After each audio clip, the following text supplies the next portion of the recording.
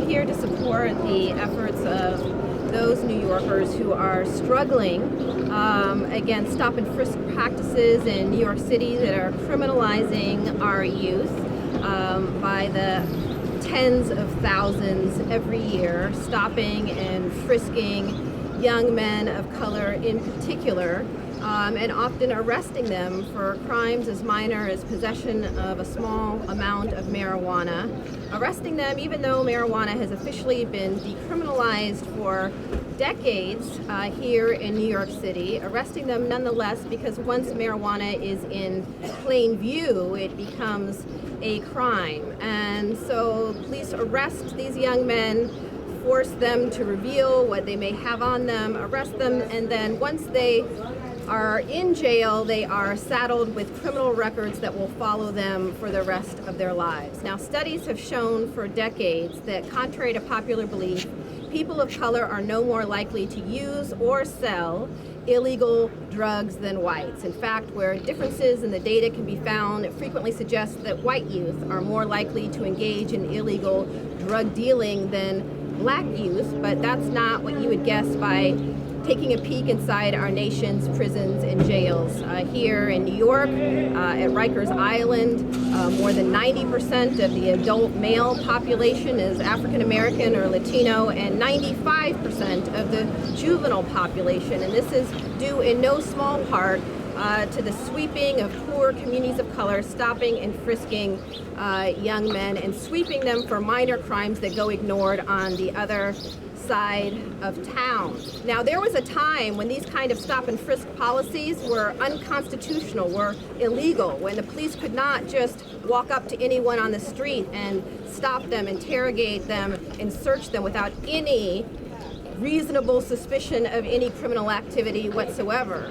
But the U.S. Supreme Court, caught up in the frenzy around the war on drugs, eviscerated Fourth Amendment protections against unreasonable searches and seizures. And so now police may go up to anyone, anywhere, even if there's not a shred of any evidence of criminal activity or any reason to believe they have committed a crime, and stop, interrogate, and search them as long as they get, quote unquote, consent.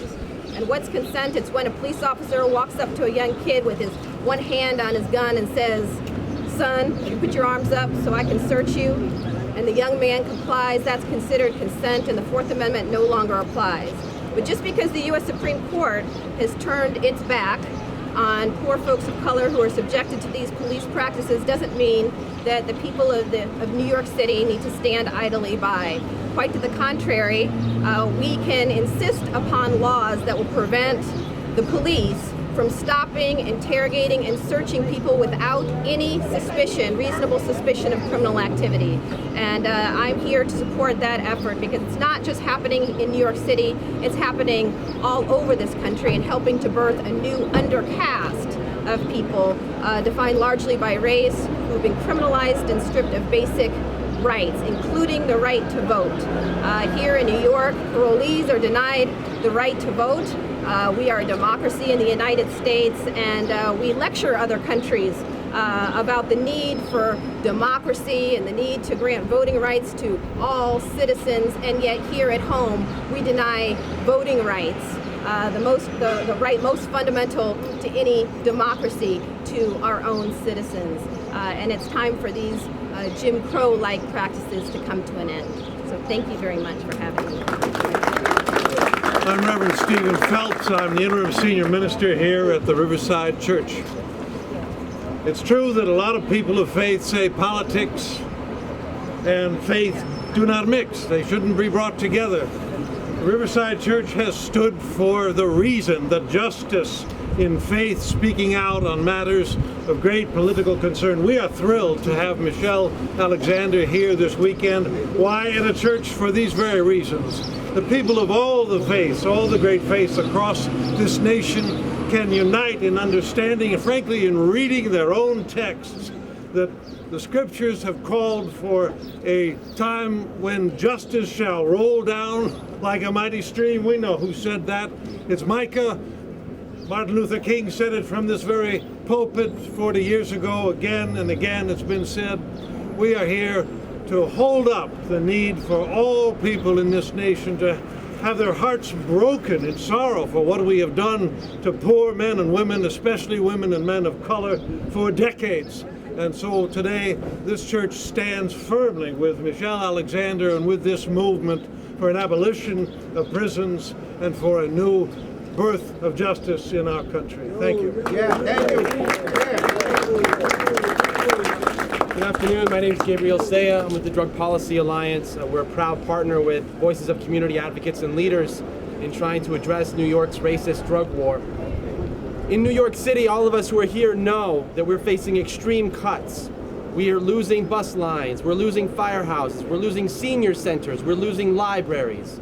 Meanwhile, the mayor and NYPD are spending $75 million a year to arrest 50,000 people, most of them young men of color, for marijuana possession, largely as a result of illegal searches, largely as a result of a practice of stop and frisk that has no basis in law.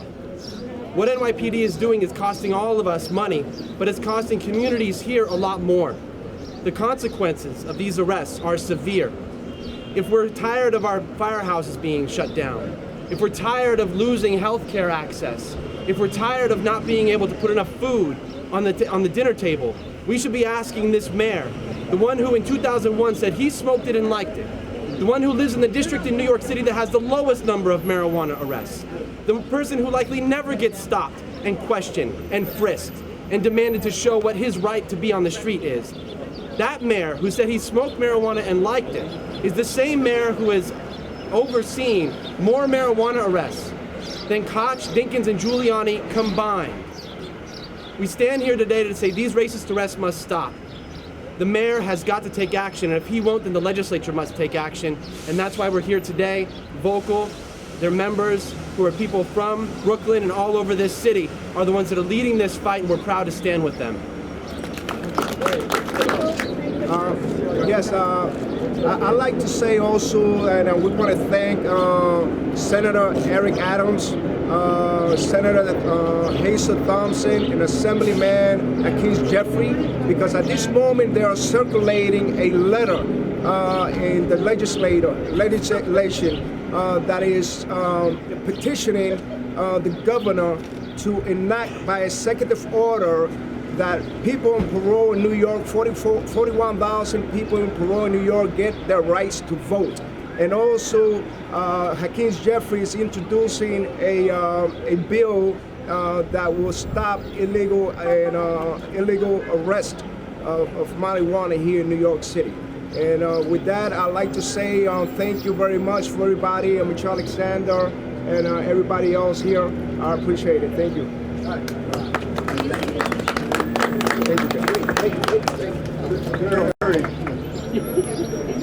you.